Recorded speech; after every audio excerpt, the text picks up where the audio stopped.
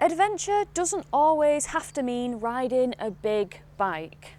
This is the 2025 Triumph Scrambler 400 XC. Long travel suspension, spoked wheels, and that unmistakable Scrambler DNA.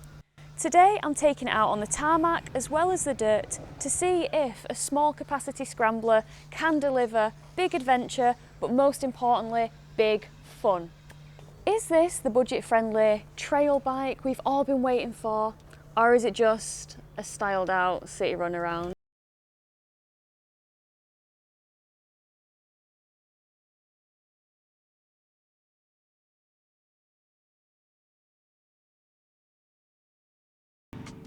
The 2025 Triumph Scrambler 400 XC runs a liquid-cooled 398cc single-cylinder engine, making 39.5 brake horsepower and 37.5 Nm of torque, paired with a 6-speed gearbox and slip-assist clutch.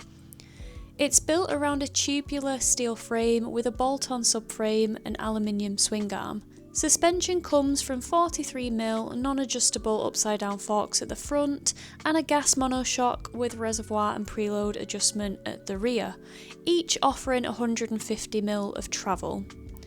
Braking is handled by a 320mm front disc with a 4-piston radially mounted caliper and a 230mm Brembo caliper at the rear, with switchable ABS and off-road mode. And other key details include a seat height of 835mm, a wet weight of 186 kilograms, and a 13-litre tank. Standard kit brings engine bars, sump guard, hand guards, fly screen, switchable traction control, USB-C charging, and a combined analog and LCD dash.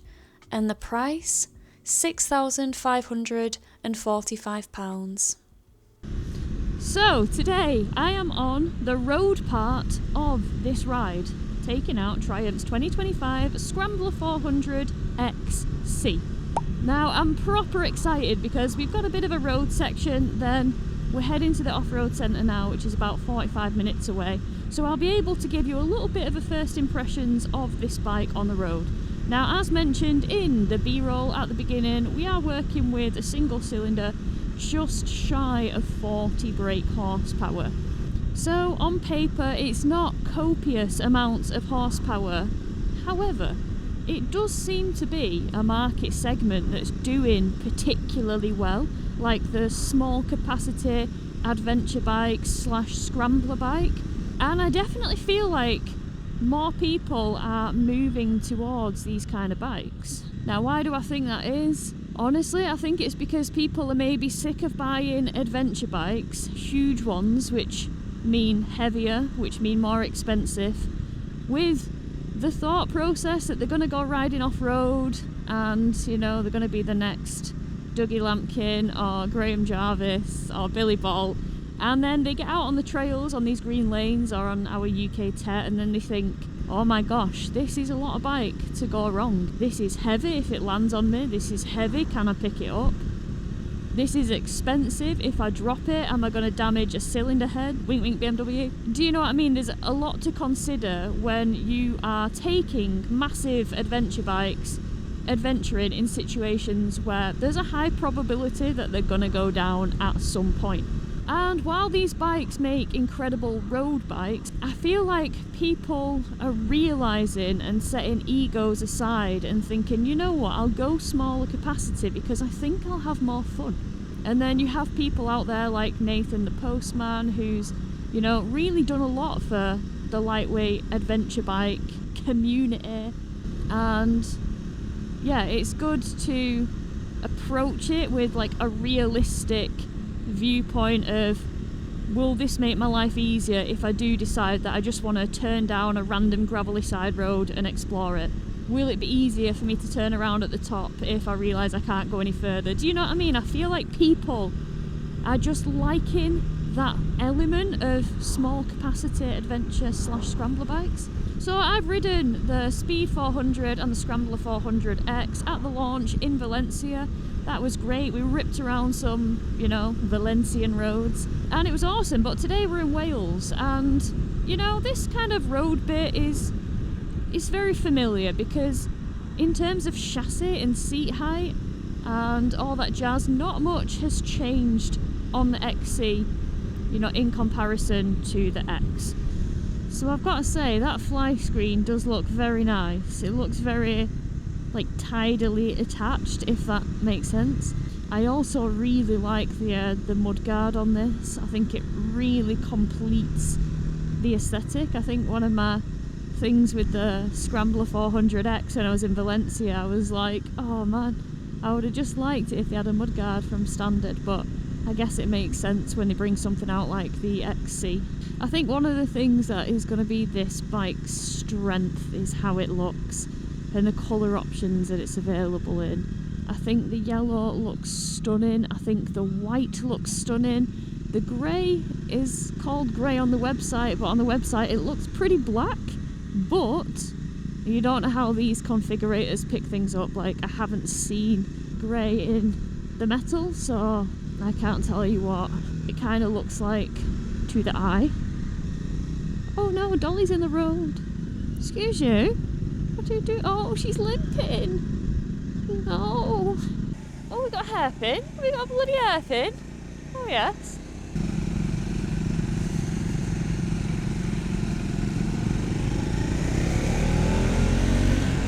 Whoa. Look at this, guys. Oh my gosh. That's unreal.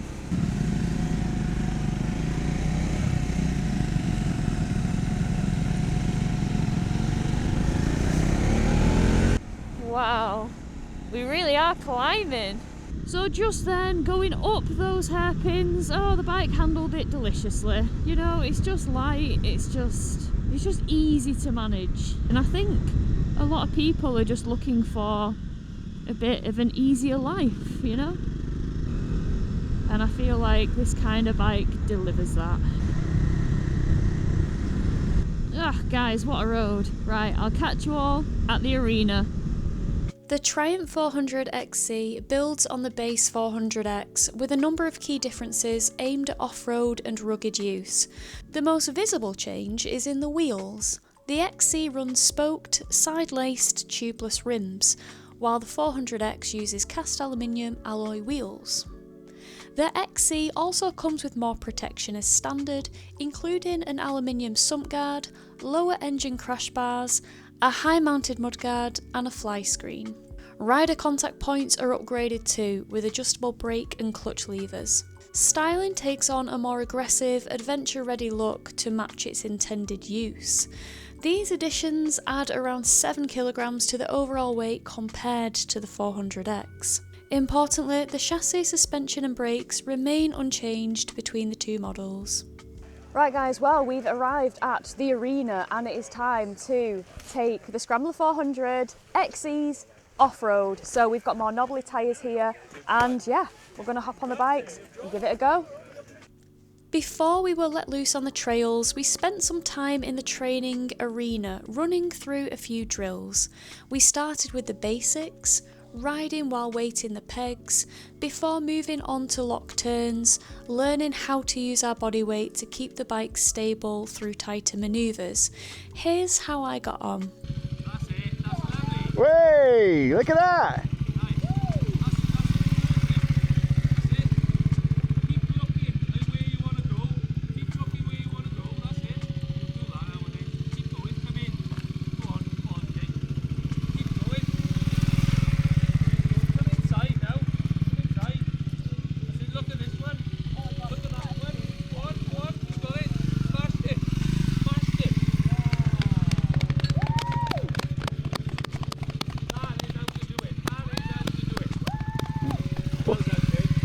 Even though this was a press launch, the session was almost identical to Triumph's Level 1 course on their Adventure Experience. And that's something anyone can book onto. After showing what we could do and sharpening up those skills, it was finally time to hit the trails for real. Time to get muddy. Oh, I'm really enjoying putting the weight on the correct side of the bike now. Whoa. Another thing I'm not very good at, identifying good lines, although I think this one might be the least rutted. Probably the safest bet.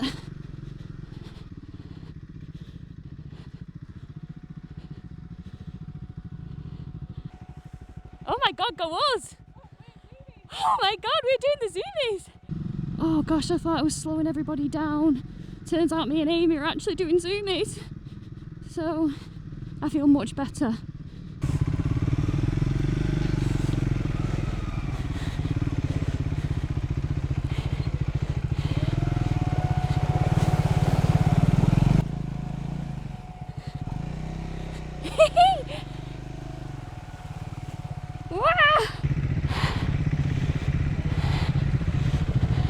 Oh my gosh, I'm so proud of myself and my riding thus far. Feeling really good, feeling fantastic on this bike. It's amazing what being on an appropriately sized bike can do for your confidence, eh?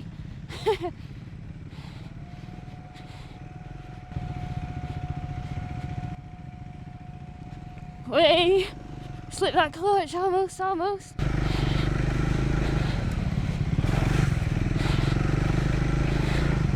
Woo!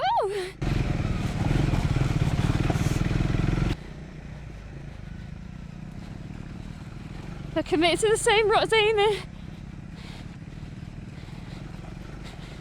She went a different way to Matt, but I do trust Amy's lines.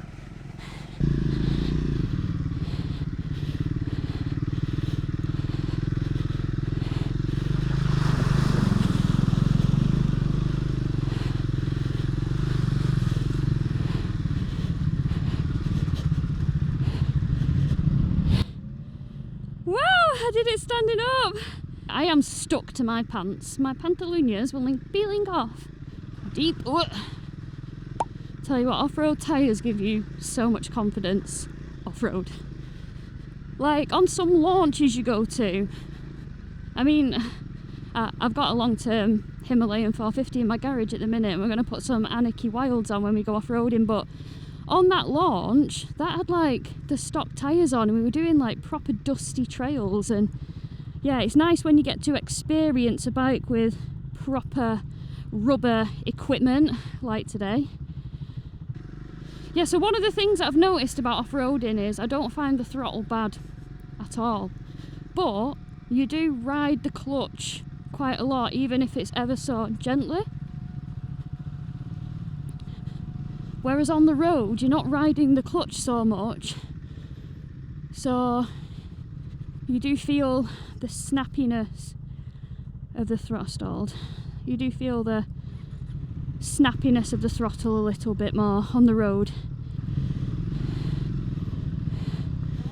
Oh, good lord. We got to... Oh, expertly done, Kate, if I do say so myself. Love that for me. Who the heck do I think I am? Mike Pie, watch out! I'm coming for your enduro crown. Lol, jokes. I could only dream of being able to ride like that boy. Honestly, I'm having a lovely time. I'm having a mint time.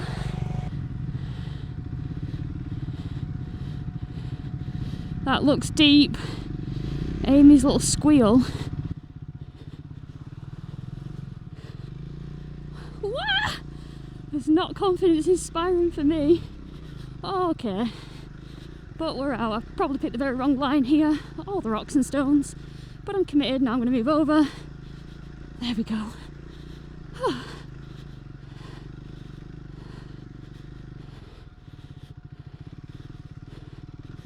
Don't leave me, Amy. I don't know where I'm going.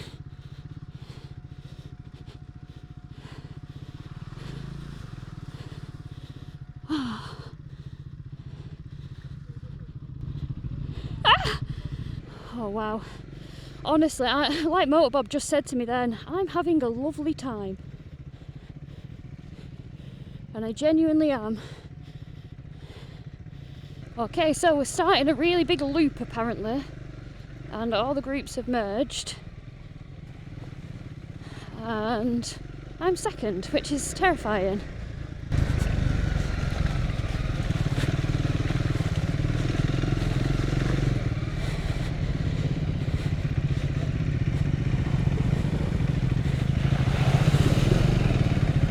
had to sit down for that.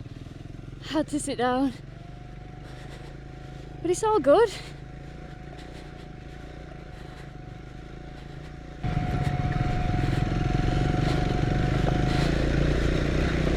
So we're on Anarchy Wilds, a proper off-road tyre.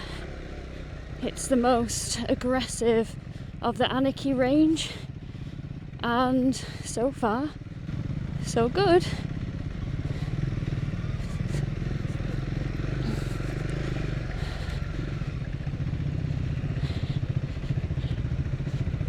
Oh, I nearly crashed into Amy and then I nearly slipped on a stone.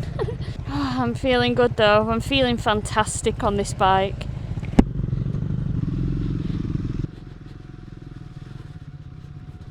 Oh gosh, crikey. Ah. It almost got me. It almost got me.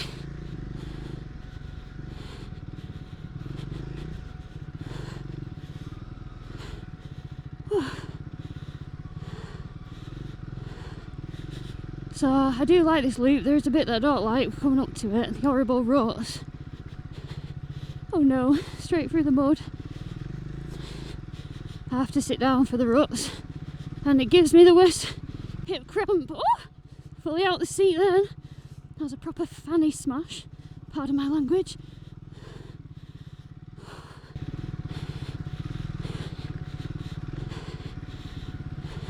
Thank you. This is a bumpy bit. Really testing the suspension. The suspension definitely has its limits, particularly if you're a heavier rider, I would imagine.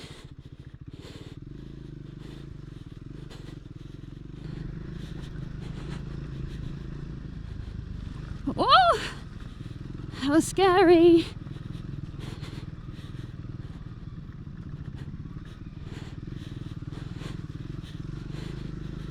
Pretty scary, it's so boggy and crazy.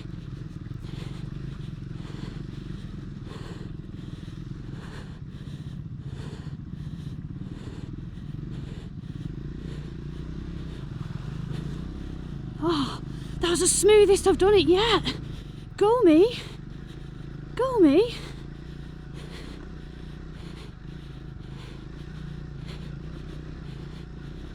Just trying to let the bike bounce around me.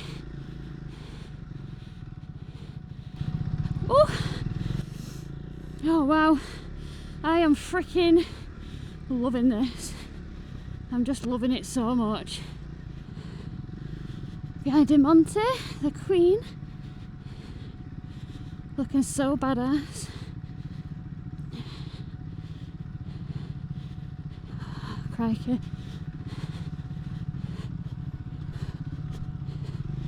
Wow, she's smashing it through here. I'm not that confident through here compared to Monte. Thanks, babe!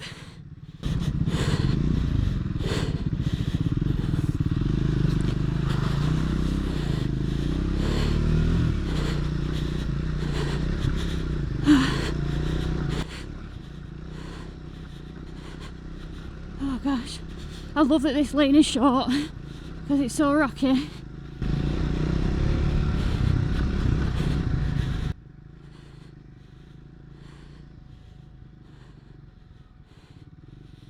Go on, Celia! Oh, we got Grace Webb, the one, the only in front. She's a paddler like me. Oh, Sweaty McGee. Oh. Oh. I might have a little break because I'm getting tired, unless I stop in here, which I kind of hope, because that would be the perfect amount of time. Yes, we are! I made it! My little punk ass didn't actually have to stop earlier than the official stopping time. Yay! I'm so hot. Alright, big head, calm down. I loved it, loved it, loved it, loved it, loved it, times 1,000, infinity and beyond. Right everybody, I am back in from a day riding Triumph's 2025 Scrambler 400 XC, and what an amazing day it's been. So, the first part of the day was getting to the arena from Triumph's Adventure Experience Centre, and we did a bit of road riding, and it was nice to re-familiarise myself with this bike. And I say that because it's pretty much the same riding experience as riding the Scrambler 400X, which I previously rode in Valencia, so it's very familiar to me. When I was riding this on the road, it took me a little bit of time to kind of figure out the gearing, with it being a single cylinder, you know, just shy of 40 brake horsepower engine. When I was dropping into second gear for certain bends, the engine braking was really instant, and I was like, oh, please don't run into me. But it made me realise that this bike, you know, you can ride it at kind of most speeds higher up in the gears, and it kind of actually prefers it because the throttle in first and second is still a little bit snatchy in my opinion, which is something that I experienced in Valencia on the Speed 400 and the Scrambler 400X. Now, visually, I think this looks a lot sexier than the Scrambler 400X because we've got those gorgeous spoked wheels which really add to the aesthetic of this. But, you know, there's no real chassis changes, no real suspension changes with this. Yeah, it just looks beefier with kind of the flyscreen and the mudguard. And yeah, I think visually this is more up my street. I really like the yellow and I really like the white. But the main event of the day for me has been taking this and riding this on this stuff off-road. Honestly, it's been amazing. Now, I've been to this place before on a Triumph Tiger 1200 and a 900, and we've been riding round, and I always feel a little bit out of my depth because I do have stumpy little legs and there's nothing I can do about it. You know, sometimes I want to go on a medieval rack and just like stretch me out so that I can ride taller bikes easier. But the reality of the situation is I'm not tall and I just have to deal with that. And riding this today has honestly made me think I'm actually not as bad as I think, because I think I've been used to riding such inappropriately sized adventure bikes off-road. It's kind of made me think, you know, I get by, but I'm not that good. And don't get me wrong, I don't think I'm good on this, but I felt more competent on this because I could actually touch the ground when I needed to. I could dab down, I could, you know, just get out of situations that the bike would have just gone if it was a 900 or a 1200. So I've just felt brilliant riding this. You know, turn off the ABS, well, put off-road ABS on, so we've still got it on the front, we've got it off on the rear, traction control completely off. We've had a hoot today, we've been doing big skids and we've been going through bogs and splashing around and learning things, and I've just found it a joy on this bike, like to the point where I actually want one. I've enjoyed it that much. So what I'm going to do is pop my pros and cons of this bike on the screen now. Please feel free to pause and you can peruse them at your leisure. But yeah, all in all, I think it's been a fantastic day. These Michelin Anarchy Wilds have been wonderful because we rode on a road tyre on the road to get here. We swapped onto these with the Michelins, you know, a proper formidable off-road tyre.